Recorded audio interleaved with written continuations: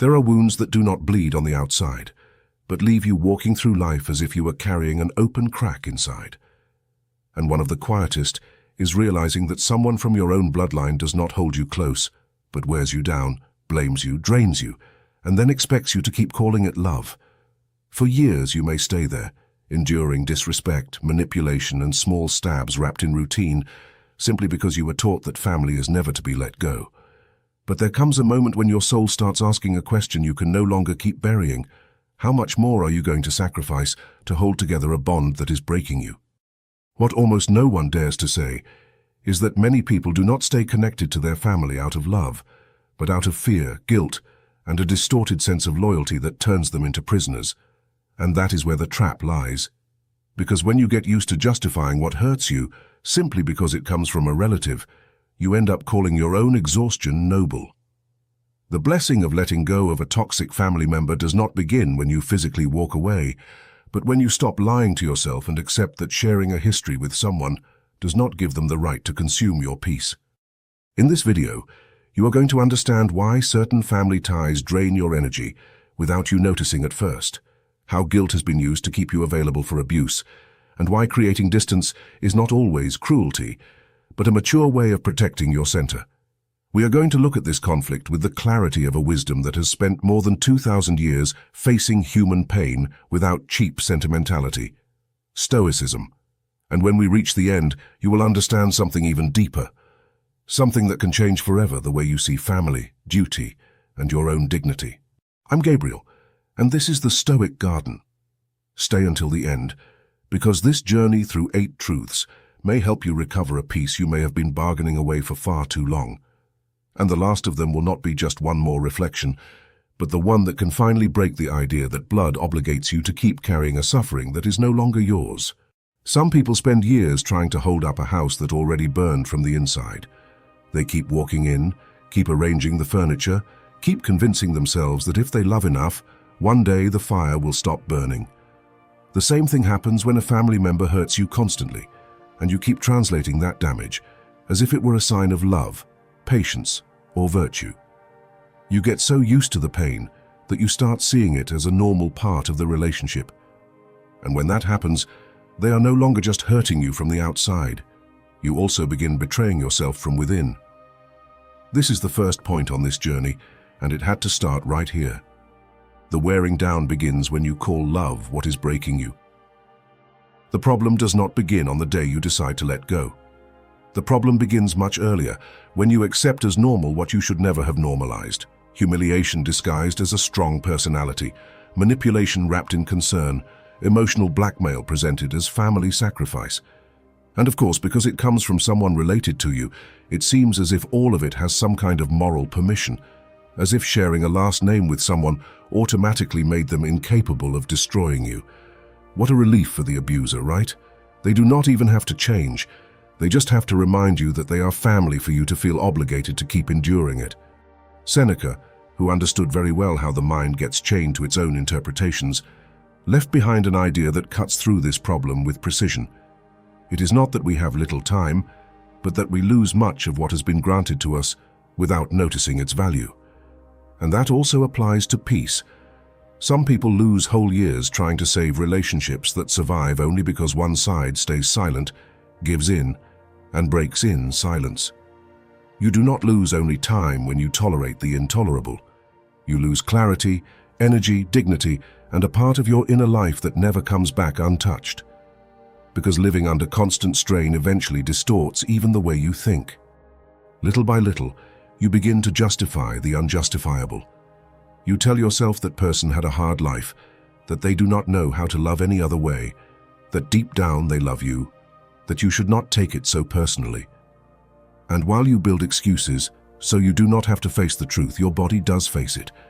It sees it in the exhaustion you feel before seeing that person. It sees it in the tension that rises when the phone rings. It sees it in that need to rehearse your answers before a family gathering, as if you were going into a trial instead of a meeting. Is that really love? Does a healthy bond really force you to prepare yourself emotionally as if you were going to war? There is a dangerous confusion here that destroys so many good people, believing that loving means enduring without limits. But real love does not require you to go dim so someone else can stay comfortable. Love does not force you to choose between belonging and breathing. When a bond demands your silence in order to survive, what ties you to it is not mature love but emotional dependency, fear of rejection, or inherited habit. And admitting that hurts because it tears down a very old illusion, the idea that everything familiar is sacred. No. Some things in family are sacred and others are only repeated. Marcus Aurelius, an emperor and a man forced to live with pressure, betrayal, and human noise, wrote that the happiness of your life depends on the quality of your thoughts. That is why you must firmly guard what you allow to live in your mind. Now think about this honestly. If a person enters your life to plant guilt, fear, anxiety, and confusion in you, they are not taking up only your time. They are colonizing your inner world. And when that person is a relative, the damage is usually deeper because they find the door already open from childhood, from obedience, from learned duty. That is why the first act of clarity is not walking away yet. It is naming what you are living through correctly. Stop calling love what is breaking you. Stop calling loyalty what is subduing you. Stop calling patience what is slowly destroying you. Because as long as you keep using noble words to cover unworthy dynamics, you will remain trapped in the same snare. And you do not get out of a prison by decorating the bars with pretty phrases. You get out when you finally accept that the bars are there. Once you begin to recognize the harm, the mechanism that confuses you most and weakens you most appears: guilt. It does not arrive like just any idea, but like an old, well-trained voice that knows exactly where to touch you to make you step back. It reminds you of everything that person did for you, everything you shared, everything you should be grateful for. And within minutes, what was a legitimate need to set boundaries turns into a feeling of betrayal. That is how the most effective chain in a toxic family works. It does not need to lock you up by force once it has managed to make you punish yourself for wanting to leave. And that brings us to the second truth of this video. Guilt is the favorite chain of a family that does not want to change. Guilt works so well because it disguises itself as conscience. It makes you feel cruel when in reality you are exhausted. It makes you believe you are cold when in reality you are trying to survive emotionally. And the most twisted part is that many times the other person does not even have to say much. One well-placed phrase is enough. One wounded look, one theatrical silence, one "after everything I did for you," and you go right back to your place. It is almost admirable in the worst possible way. Some people have perfected that art so much that they manage to present themselves as the victims even while they are draining you. Epictetus, who went from slavery to teaching inner freedom, left a decisive idea. It is not events themselves that disturb people, but the judgments they form about those events. That means the problem is not only that a family member accuses or manipulates you, but the meaning you choose to give that act. If every time you choose to protect yourself, you interpret that decision as selfishness, then you will keep handing over your peace as if it were a debt. But your peace is not a family debt. Your peace is not a tax you have to pay so someone else does not feel uncomfortable with your boundaries. A toxic family rarely wants to solve the real problem. What it usually wants is for you to go back to playing the role that is useful to it. The one who stays quiet, the one who forgives quickly, the one who always understands, the one who adapts, the one who endures. Because as long as you stay in that role, the system does not have to change. Everything keeps working, even if it works on your shoulders. And when you finally say enough, guilt shows up to push you back into the mold. Do you see it? What shocks them is not your prolonged pain. What shocks them is your attempt to get out of it. There is an inner scene that repeats itself in many people. After setting a boundary, they do not feel relief right away, but a stab of anxiety. They start wondering whether they overreacted, whether they were unfair, whether they should have explained themselves better, whether maybe they could have held on a little longer. And that is where the trap is. They have been trained to measure goodness not by the truth of what they feel, but by the amount of harm they are able to endure without protesting. What kind of sick morality makes you feel bad for protecting yourself? What kind of love needs you to stay available even when you are already worn out? Viktor Frankl, who understood human dignity under extreme circumstances, said that everything can be taken from a person except the last of the human freedoms: to choose one's attitude in any given set of circumstances. Applied here, the lesson is brutal and liberating at the same time. Maybe you could not choose the family you were born into. Maybe you could not prevent certain early wounds, but you can choose whether you will keep obeying a guilt that was planted to keep you manageable. And that choice hurts because breaking an old chain always hurts, even when the chain is rusted. You need to understand something that maybe no one ever told you clearly enough. Feeling guilty does not mean you are doing something wrong. Sometimes it only means you are disobeying a system that benefited from your obedience. The problem is that many people interpret emotional discomfort as a sign of error, when in reality it can be a sign of growth. Of course, it would be more comfortable to give in again, to smile at the table again, to pretend nothing is wrong again. Much simpler, much more acceptable, much more destructive too. Guilt loses power when you stop seeing it as a judge and start seeing it as a symptom of years of conditioning you to prioritize the family's false balance over the truth of your soul. And when you understand that, something starts to settle inside you. You no longer need permission to acknowledge the harm. You no longer swallow so easily the role of villain just because you set a boundary. You begin to see that guilt, many times, was not the voice of your conscience, but the echo of an old manipulation that is finally losing its grip on you. One of the most damaging ideas planted in your mind early on is that distancing yourself from a family member always makes you cold, ungrateful, or heartless, as if closeness by itself were automatic proof of love. But it is not. Some presences support you, and others invade you. Some kinds of closeness hold you up, and others suffocate you. And when you cannot tell one from the other, you end up confusing proximity with affection and staying with virtue. We have reached the third lesson of this journey, and it is one many people take years to accept. Not all closeness is love, and not all distance is cruelty. Sometimes distance does not destroy a bond. It reveals its truth. Because while you stay too close, too available, too willing to tolerate whatever comes, the relationship can keep functioning even if it is rotten inside. It works, yes, but the way a wall with water damage works. From the outside it looks stable until one day it collapses. Distance, in many cases, is not revenge or punishment. It is the only space where you can clearly see which part of the bond was real and which part was only being held together by your endurance. And that makes people very uncomfortable because it forces them to stop calling it unity, when in reality it is a dynamic where one person adjusts and the other imposes. Musonius Rufus, one of the most practical Stoics, taught that adversity does not destroy the virtuous person, but offers the necessary ground to exercise character. In this case, adversity is not always open conflict. Sometimes it is the decision to take distance without feeling like a monster for doing it.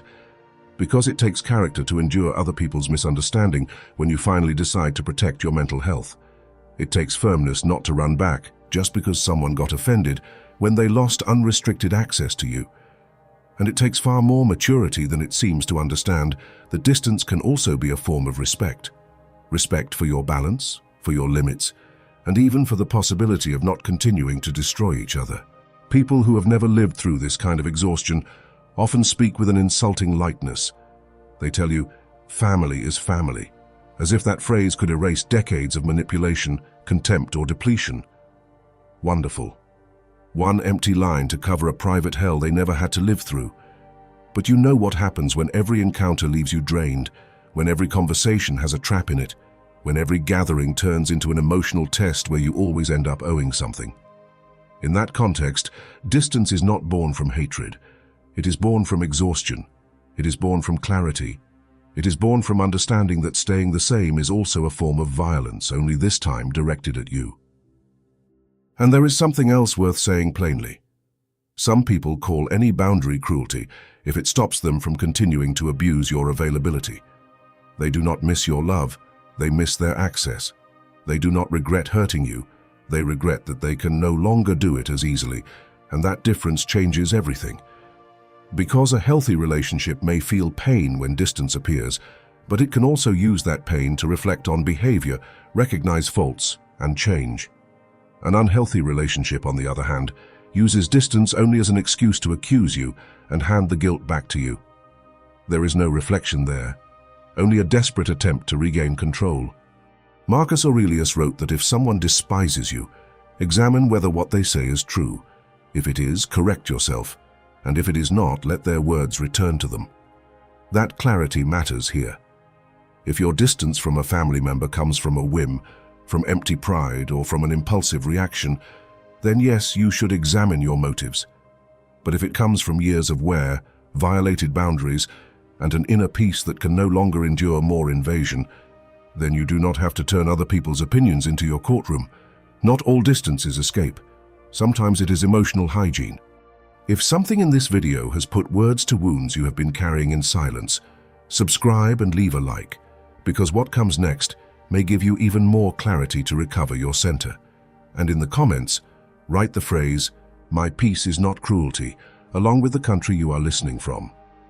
There are decisive parts still ahead, and the last one will not only close this topic, it may change forever the way you understand what it means to love without condemning yourself to suffer. After a certain point, the problem is no longer just the toxic family member's behavior. The problem is what that dynamic starts producing inside you, because no one lives for years in tension without paying an inner price. Your mind gets used to anticipating attacks. Your body learns to tense up ahead of time. Your mood becomes a guard that never fully sleeps. And the most troubling part is that you end up calling normal a state that is actually a slow form of deterioration. Now we come to the fourth key sign in this video. Your energy also gets sick when you're always living on the defensive. Living on the defensive means living with your internal system constantly disturbed. You do not truly rest. You are not truly present. You do not truly enjoy. One part of you is always calculating the next hurtful comment, the next invasion, the next uncomfortable scene, the next serving of guilt laid out for you. And even if from the outside it looks like nothing is happening, inside you are on permanent alert. That wears down your joy, your spontaneity, and even your ability to trust. Because when the emotional environment becomes unpredictable, the psyche learns to survive before it learns to live. And surviving all the time is far more exhausting than most people imagine. Donald Robertson, who has connected Stoicism with modern psychology, points out that questioning our automatic interpretations is the first step in weakening the power irrational thoughts have over us. That matters greatly here, because when you have lived too long inside a toxic bond, your automatic interpretations begin to distort. You see danger where there may be none, or worse, you stop recognizing danger where it does exist because you have become too used to it. You become hypervigilant in some areas and blind in others.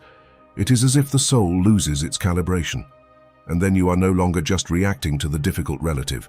You are reacting from an internal system altered by years of friction. This sickness of energy has very specific symptoms. You struggle to relax after seeing that person. You keep replaying entire conversations in your mind. You go over what you said, what you should have said, what they probably meant to imply. Your rest gets polluted with repetitive thoughts. Your mood changes. Your patience with the people who actually love you grows shorter. And the most ironic part is that many times you end up explaining that exhaustion as if it were your weakness, as if you were too sensitive, as if the problem were that small things affect you too much.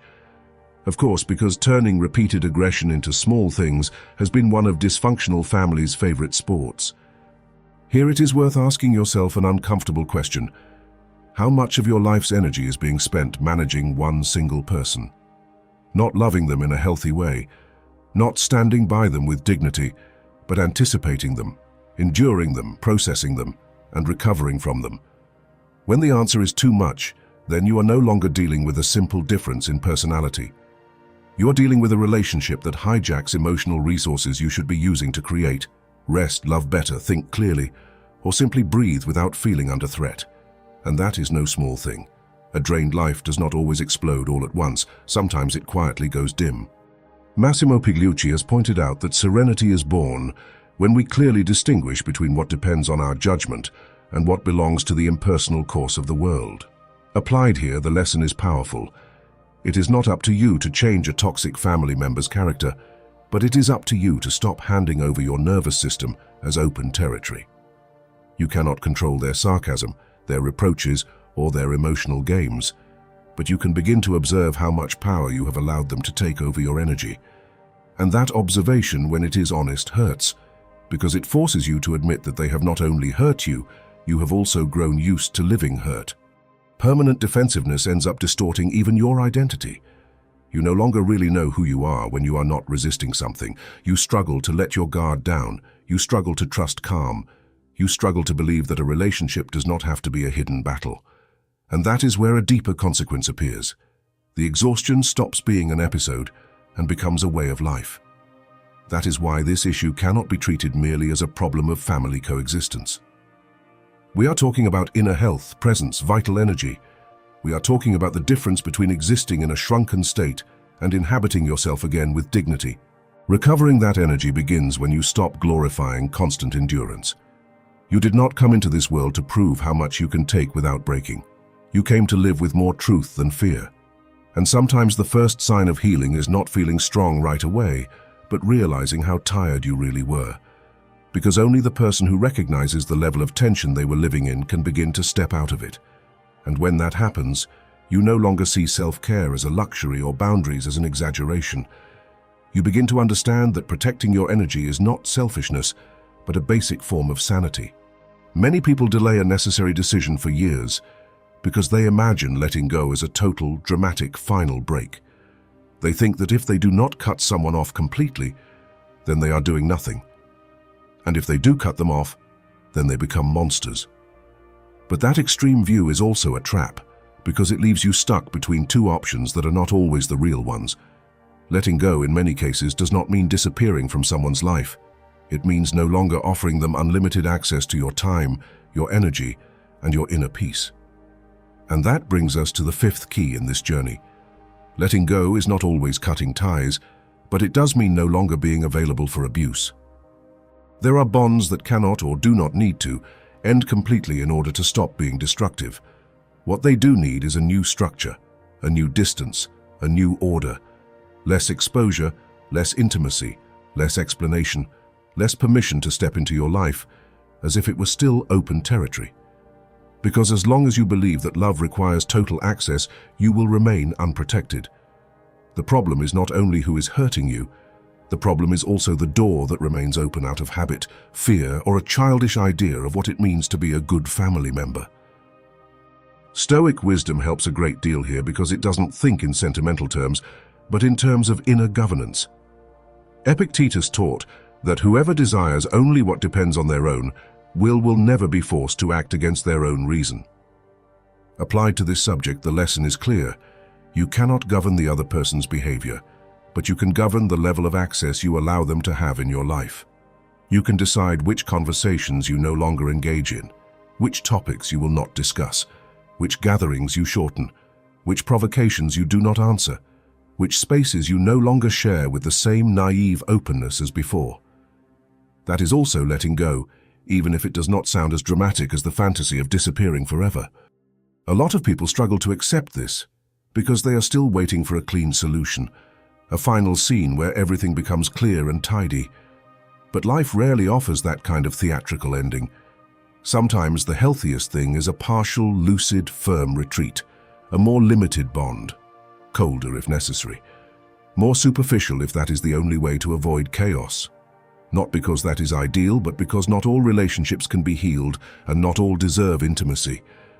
It sounds harsh, but it also sounds far more mature than continuing to offer your chest to someone who always finds where to strike. On top of that, no longer being available for abuse means giving up a role you may have been playing for a very long time. The eternal mediator, the understanding child, the sibling who always fixes everything, the family member who endures, organizes, forgives, and absorbs. And when you step out of that role, the system gets uncomfortable. The reproaches begin, the exaggerations, the accusations, the classic theater of people who are outraged not by the harm they caused, but by the privilege they just lost. What a noble gesture on their part. Hurting you for years seemed tolerable. Now that they cannot do it the same way anymore, that is what they find intolerable.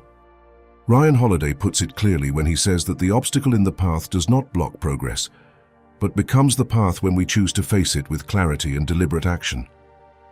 Maybe this bond will not be resolved the way you would like.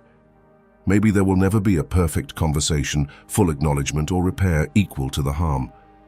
But that is precisely where your path lies, in learning to build peace, even when the other person does not mature, in stopping the offer of availability where there is only a habit of emotional consumption. Letting go, then, is not an impulsive gesture. It is a reorganization of your dignity. It is understanding that love without clear limits becomes an open hallway for invasion.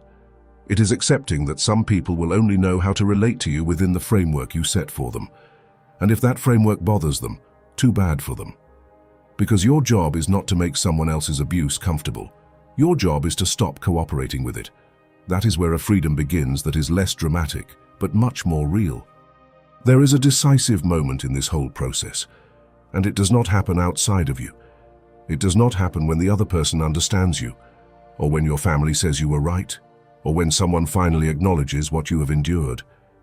It happens inside you, when you stop negotiating with your own conscience every act of self-care.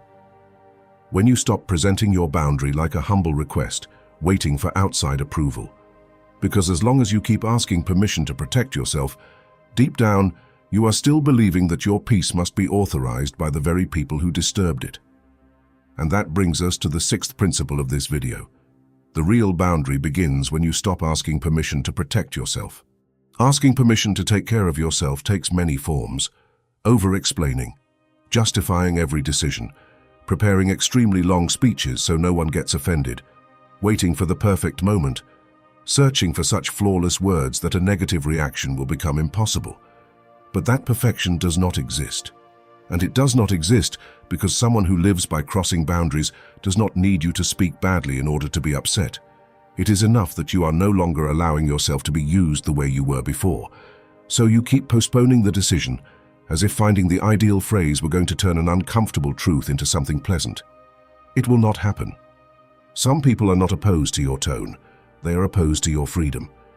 Seneca, who understood the invisible slavery of fear, wrote that to learn how to die is to learn how not to be a slave to anything, because the one who does not fear the end will not submit out of fear. In this situation, it is not about literal death, but about another kind of ending. The end of a version of yourself that kept giving in out of fear of conflict, rejection, or family judgment. When you accept that a certain amount of discomfort is inevitable, something changes. You stop spending your energy trying to avoid every reaction from others. You begin spending it on holding the right decision with dignity, even if it is not applauded. Here a truth appears that many people struggle to face. Not every boundary will be understood by the other person, and that does not make it invalid. Some people only call it dialogue when it ends up favoring them. If you speak and give in, you are reasonable. If you speak and stand firm, you are difficult. If you stay silent, you are immature. If you take distance, you are cruel. In other words, no matter what you do, there will be a self-serving interpretation if the other person does not want to lose control. So are you really going to keep designing your life so you do not inconvenience someone who was never bothered by hurting you? Are you going to keep treating your peace as if it were a debatable whim instead of a legitimate need? Marcus Aurelius reminded himself every morning that he was meant to do the work of a human being and not complain about it. And part of that work, even if it does not sound poetic, is learning to protect the soul without turning that protection into a family referendum. Some decisions become right not because everyone understands them, but because they restore your coherence, because you stop betraying yourself, because at last you act in favor of your inner health, even if the people around you preferred your former docility. That too is discipline, a discipline less visible than physical discipline but much harder.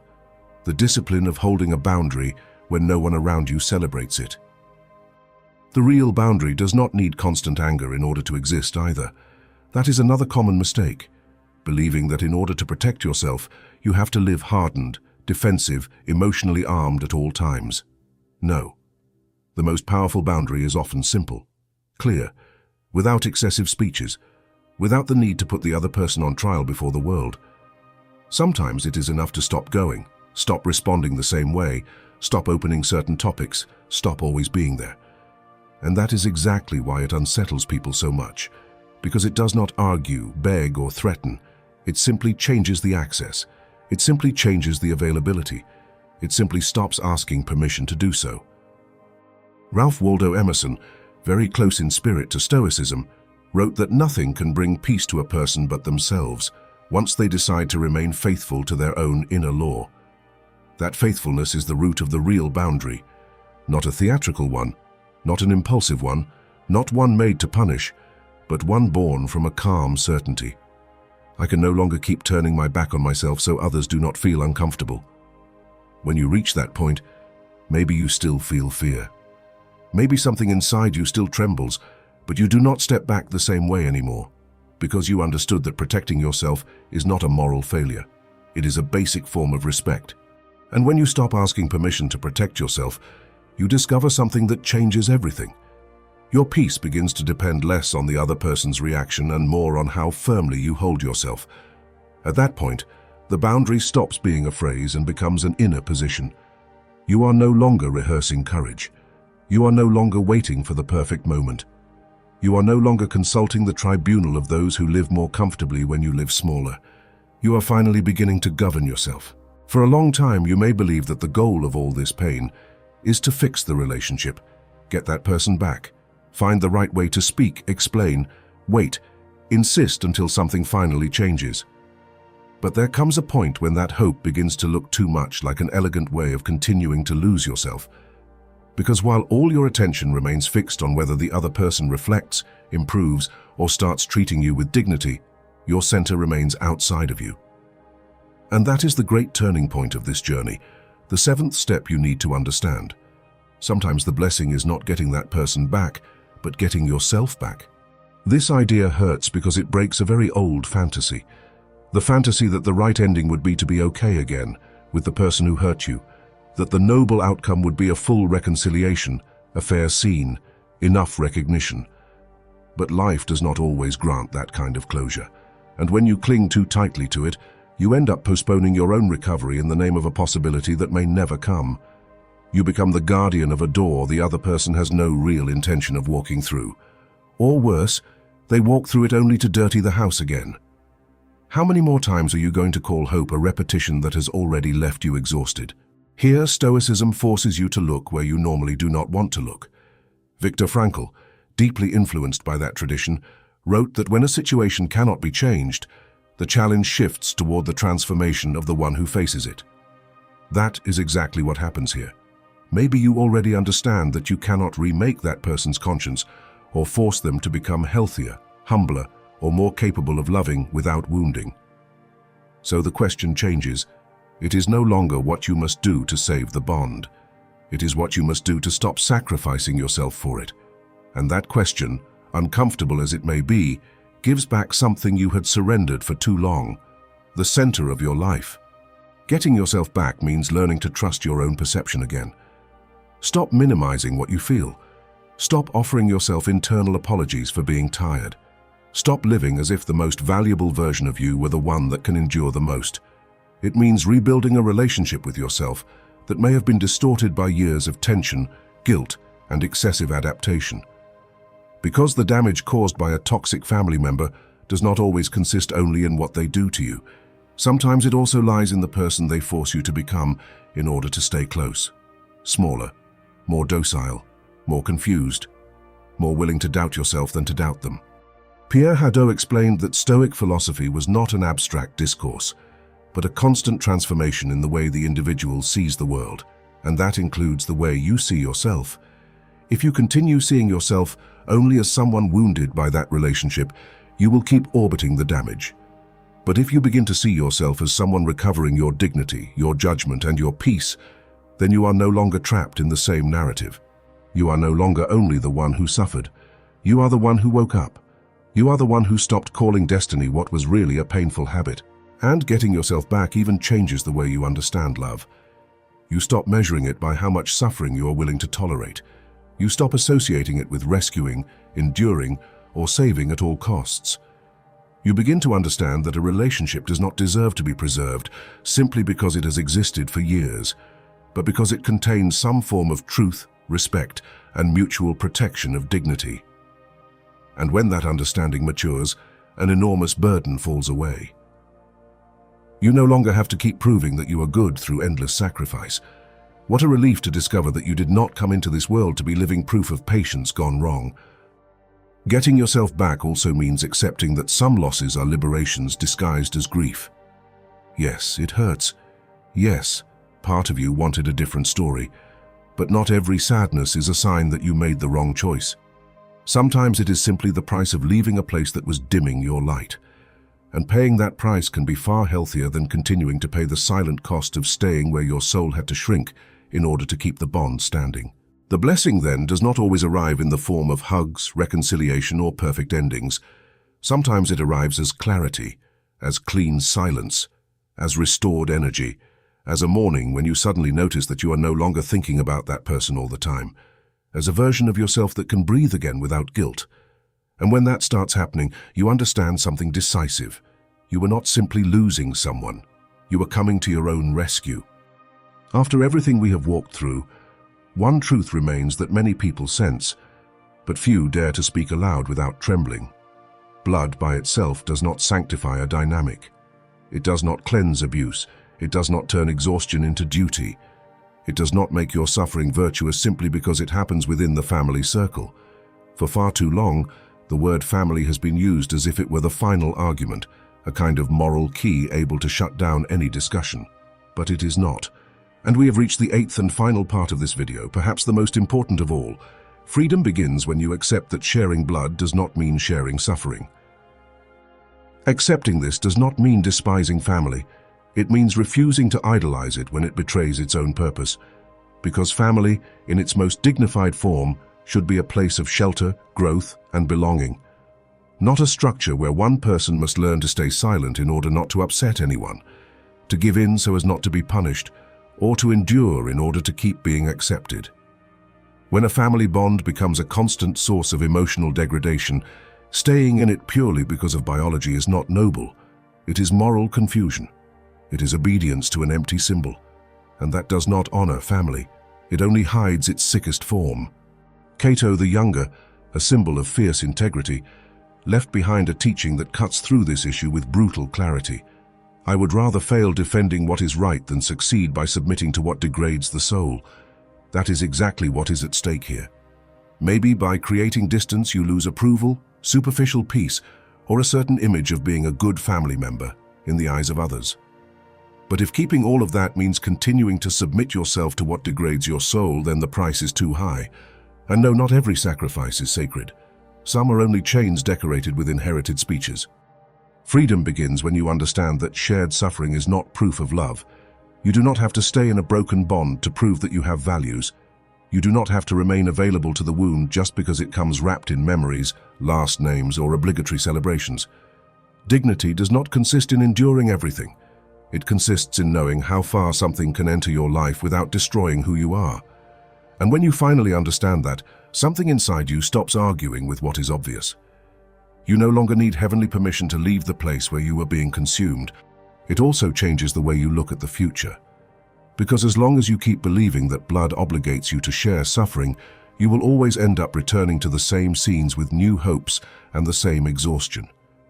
But when you accept that family ties do not justify emotional condemnation, you recover the right to design a different life. A life where not every encounter has to cost you peace, where love is not another word for depletion, where duty is not used as a weapon, where even distance can be a form of truth. And yes, that unsettles those who benefited from your staying. But you are not here to protect someone else's comfort at the expense of your balance. James Stockdale, who held on to the teachings of Epictetus even in captivity, once said that they can chain your body, but they have no authority over your judgment or your will. Applied to the intimate sphere, that line carries immense force. Maybe there were stages in your life when you did not know how to leave, how to name the harm, or how to defend your inner space. But today you can choose. Today you can stop calling fate a dynamic that survived only because no one questioned it firmly enough. Today you can reclaim authority over your judgment and over the kind of life you are willing to live. If you have made it this far, maybe you already feel that something has settled inside you. Not because everything suddenly became easy, but because you can no longer deceive yourself in the same way. You can no longer pretend that peace does not matter.